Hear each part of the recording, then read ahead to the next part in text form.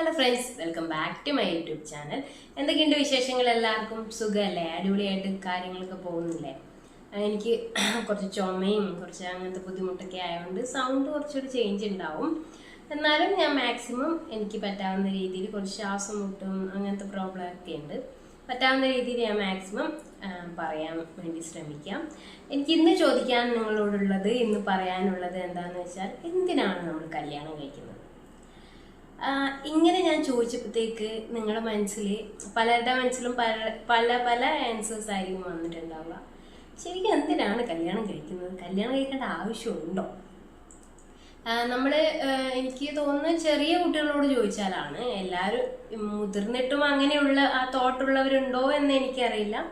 കൂടുതലും ചെറിയ സ്കൂളിലും കോളേജിലൊക്കെ പഠിക്കുന്ന കുട്ടികളോട് ചോദിച്ചാൽ എന്തിനാ കല്യാണം കഴിക്കുന്നത് അവരോട് ചോദിച്ചു കഴിഞ്ഞാൽ അവരുടെ മൈൻഡിലേക്ക് വരുന്ന ആ ആൻസർ അതൊക്കെ നമുക്കറിയാം. ആ ഒരു മൈൻഡിലാണ് അവർ ആൻസർ വരുന്നത്. അതിനാണോ നമ്മൾ കല്യാണം കഴിക്കുന്നത്?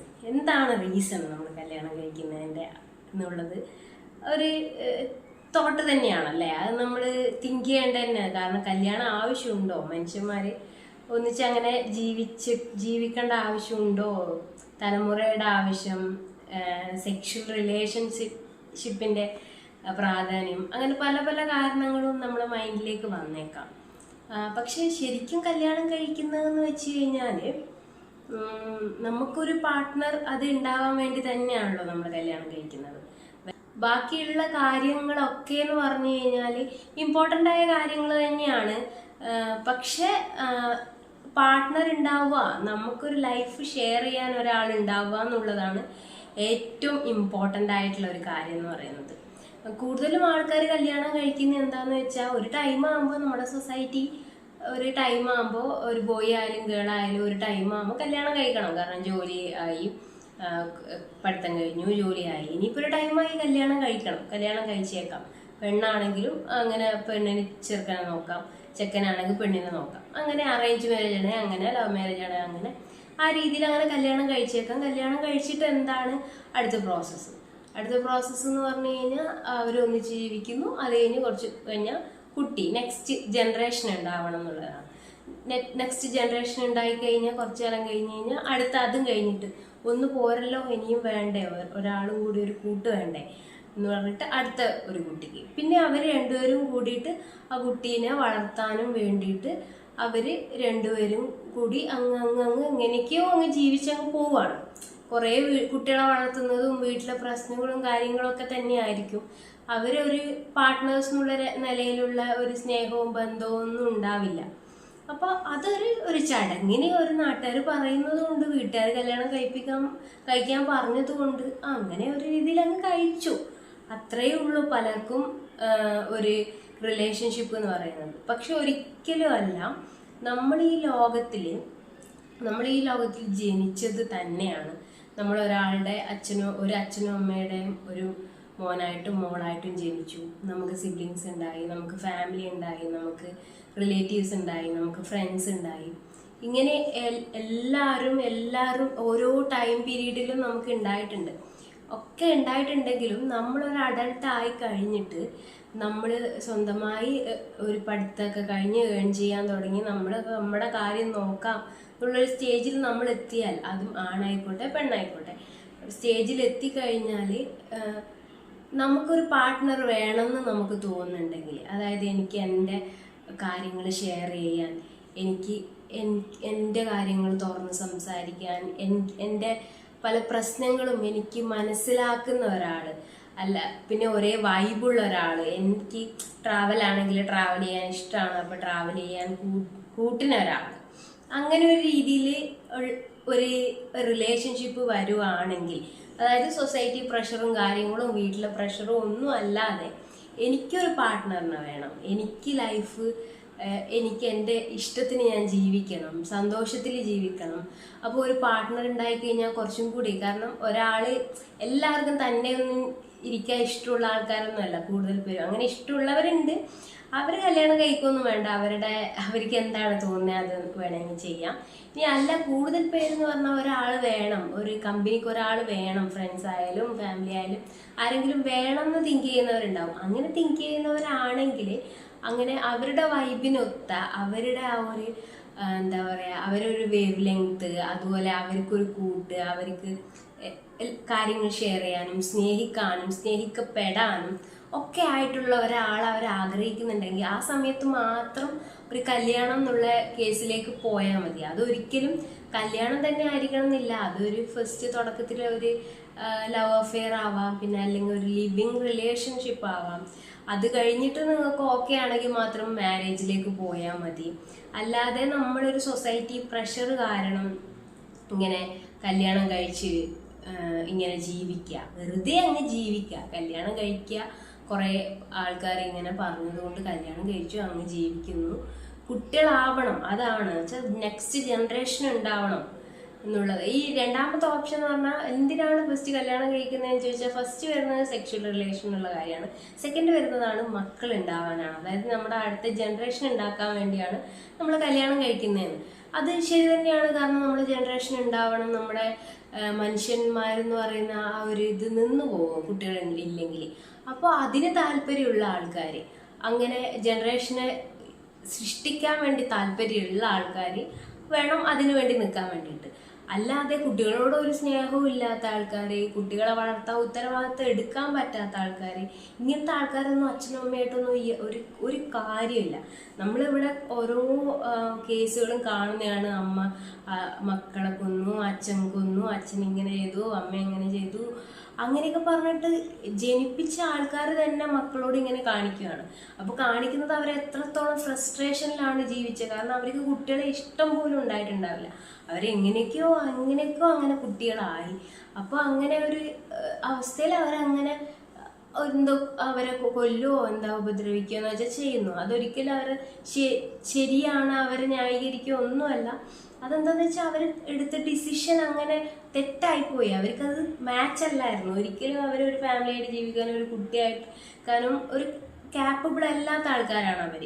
അങ്ങനെ മെന്റലി ഞാനൊരു അമ്മയായ എൻ്റെ കുട്ടിക്ക് ഇങ്ങനെ ചെയ്യണം, അങ്ങനെ അവർക്ക് വേണ്ടി അങ്ങനത്തെ കാര്യങ്ങൾ ചെയ്യണം, ഇങ്ങനെ ചെയ്യണമെന്ന് രണ്ടുപേരും, ഒരു പാരൻസ് രണ്ടുപേരും നിന്ന് അവർ ഡിസ്കസ് ചെയ്ത് അവർക്ക് ഫിനാൻഷ്യലി, മെൻ്റലി, അവരുടെ എന്താ പറയുക ഹെൽത്ത് വൈസ് എല്ലാം നോക്കിയിട്ട്, എസ്പെഷ്യലി ലേഡീസിൻ്റെ ഹെൽത്ത്, കാരണം അവരാണ് ഒരു കുട്ടീനെ ചുമക്കുന്നത്.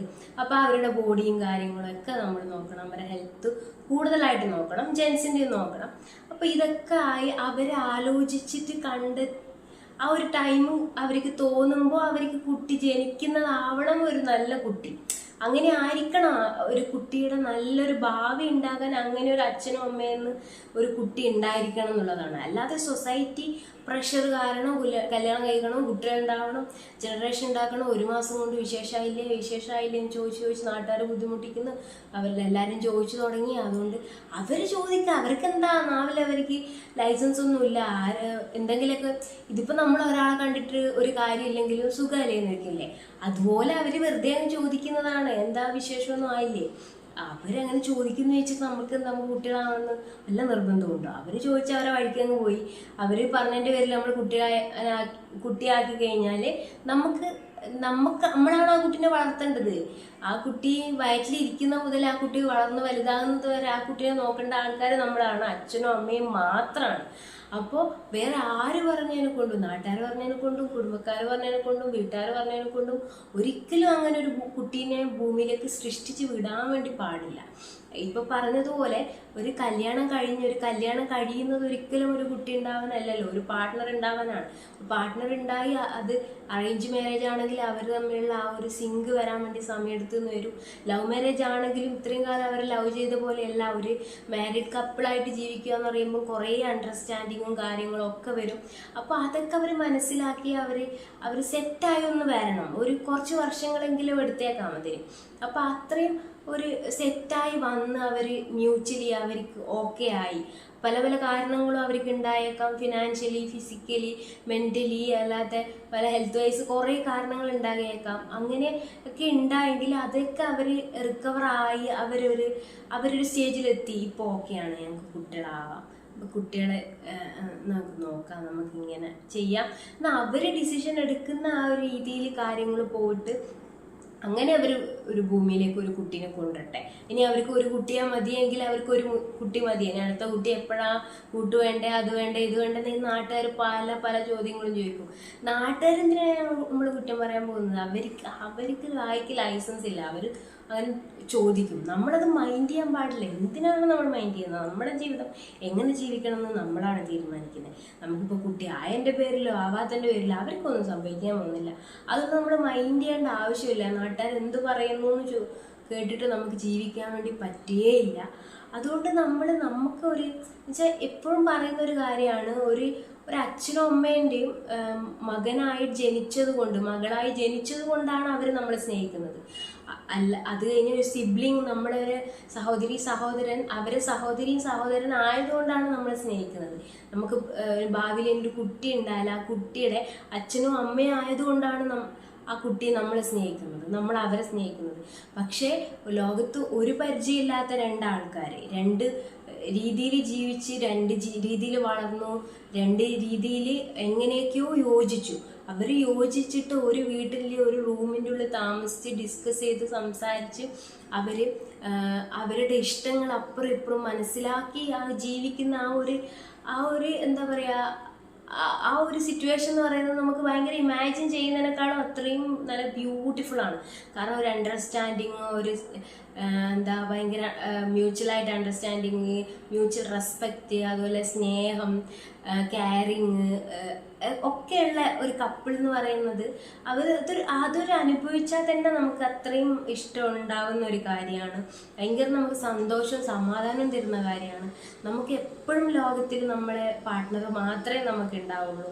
കാരണം എല്ലാവരും നമ്മളെ വിട്ടുപോകും. നമ്മുടെ അച്ഛനും അമ്മയും അവരുടെ കാലം കഴിഞ്ഞാൽ വിട്ടുപോകും, നമ്മുടെ സിബ്ലിങ്സ് പോവും, അതുപോലെ നമുക്ക് വരുന്ന മക്കൾ ഇങ്ങനെ അവരുടെ ടൈം ആകുമ്പോൾ അവർ എഡ്യൂക്കേഷൻ, അവരുടെ കരിയർ, അവരുടെ ഫാമിലി എന്നൊക്കെ പറഞ്ഞാൽ അവർ മൂവ് ഓൺ ആവും. പക്ഷെ എപ്പോഴും നമ്മുടെ കൂട്ടുണ്ടാവുന്നത് നമ്മുടെ പാർട്ട്ണറാണ്, നമ്മുടെ ലൈഫ് പാർട്ട്ണറാണ്. നമ്മൾ ലൈഫ് ലോങ് വരെ നമുക്ക് ഷെയർ ചെയ്യാനും ഒന്നിച്ച് ജീവിക്കാനും ഒരു കട്ടൻ ചായ നമുക്ക് ഉണ്ടാക്കി തരാനും സുഖമില്ലെങ്കിൽ എന്തുണ്ട് എന്ന് ചോദിക്കാനും നമുക്കൊരു പാർട്ട്ണർ മാത്രമേ ഉണ്ടാവൂ. അപ്പോൾ ആ പാർട്ട്ണർ നമ്മൾ ചൂസ് ചെയ്യുമ്പോൾ കറക്റ്റ് ഡിസിഷൻ ആകാൻ നമ്മൾ ശ്രമിക്കണം. അല്ലാതെ വെറുതെ ആൾക്കാരെന്തെങ്കിലും പറഞ്ഞതിൻ്റെ പേരിലോ ആരെങ്കിലും നിർബന്ധിച്ചതിൻ്റെ പേരിലോ പോയി കല്യാണം കഴിച്ച് കഴിഞ്ഞാൽ ഒരിക്കലും നമ്മൾ ഉദ്ദേശിക്കുന്ന പോലെയും നമ്മൾ ആഗ്രഹിക്കുന്ന പോലെ ഒരു പാർട്ട്ണറെ കിട്ടിയെന്ന് വരില്ല.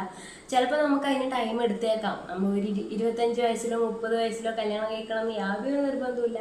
30 കഴിഞ്ഞും നമുക്ക് കല്യാണം കഴിക്കാം. അപ്പോൾ അങ്ങനെ ഒരു ടൈം വരുമായിരിക്കും. അങ്ങനെ വരുമ്പോൾ അങ്ങനെ ഒരാൾക്ക് നമ്മൾ ശ്രമം നടത്തണം. വെറുതെ ഇരുന്നതിനെ കൊണ്ട് നമുക്ക് ആളെ കിട്ടുന്നില്ല. അപ്പോൾ നമ്മൾ അതിന് വേണ്ടിയിട്ടുള്ള ശ്രമങ്ങൾ നടത്തുക. അങ്ങനെ ഒരാളെ കിട്ടും. അങ്ങനെ ഒരാളെ കിട്ടിക്കഴിഞ്ഞ് കഴിഞ്ഞാൽ ആ ലൈഫ് ജീവിക്കുക എന്ന് പറയുന്നത് ഭയങ്കര സന്തോഷം ഉണ്ടാക്കുന്ന ഒരു കാര്യമാണ്. നമുക്ക് വേറെ ആരും ഇല്ലെങ്കിലും നമുക്ക് ആ ഒരാൾ മതിയെന്ന് തോന്നുന്ന രീതിയിലായിരിക്കും നമുക്ക് അത് തോന്നുക. അതിപ്പോൾ സപ്പോസ് ഇനി വല്ല സിറ്റുവേഷനും കാരണം നിങ്ങൾക്ക് അങ്ങനെ ഒരാളെ കിട്ടിയില്ല, അങ്ങനെ ജീവിതം അങ്ങനെ വെച്ചാൽ ബുദ്ധിമുട്ടിലാണെന്ന് ചിന്തിച്ചെങ്കിൽ പോലും ഇതൊരിക്കലും ഇവിടെ വെച്ച് അവസാനിക്കുന്നില്ല. ജീവിതം ഇനിയും നിവർന്ന് കിടക്കുവാണ്. അപ്പം മാറ്റങ്ങൾ ഉണ്ടാവും. മാറ്റങ്ങൾക്ക് വേണ്ടി ശ്രമിക്കണം. അത് എന്തൊക്കെയാണ് എന്നുള്ള രീതിയിൽ നിങ്ങൾക്ക് നിങ്ങളുടെ ആ ഒരു സിറ്റുവേഷനും ബുദ്ധിയും കഴിവും വെച്ച് തീരുമാനിക്കും. അല്ലാതെ ഒരിക്കലും അവിടെ ജീവിതം അവസാനിക്കുന്നില്ല. ഇനിയും നമുക്ക് സന്തോഷിക്കാനും സമാധാനിക്കാനും നമ്മുടെ ലൈഫിന് കൂട്ടായിട്ട് നമുക്കൊരാളെ കിട്ടാനുള്ള എല്ലാ സിറ്റുവേഷനും ഈ ലോകത്തുണ്ട്. അതെന്തായാലും എത്തിച്ചേരുക തന്നെ ചെയ്യും. അപ്പം നിങ്ങളങ്ങനെ പാർട്ട്ണറെ തിരഞ്ഞെടുക്കാൻ ആഗ്രഹിക്കുന്ന ആളാണെങ്കിലും ഇപ്പം തിരഞ്ഞെടുത്ത ആളാണെങ്കിലും ഏത് തരത്തിലുള്ള ആളാണെങ്കിലും നിങ്ങളുടെ പാർട്ട്ണറോട് നല്ല രീതിയിൽ ബിഹേവ് ചെയ്യുക. അങ്ങോട്ടൊക്കെ കൊടുത്താൽ മാത്രമേ ഇങ്ങോട്ടേക്ക് കിട്ടുള്ളൂ. ഇങ്ങോട്ടേക്ക് കിട്ടണം എന്ന് പറഞ്ഞിട്ട് നമ്മൾ വെറുതെ നോക്കിയിരുന്നതിനെ കൊണ്ട് കാര്യമില്ല. സ്നേഹമായാലും റെസ്പെക്റ്റ് ആയാലും എല്ലാം നമ്മൾ അങ്ങോട്ട് കൊടുക്കണം.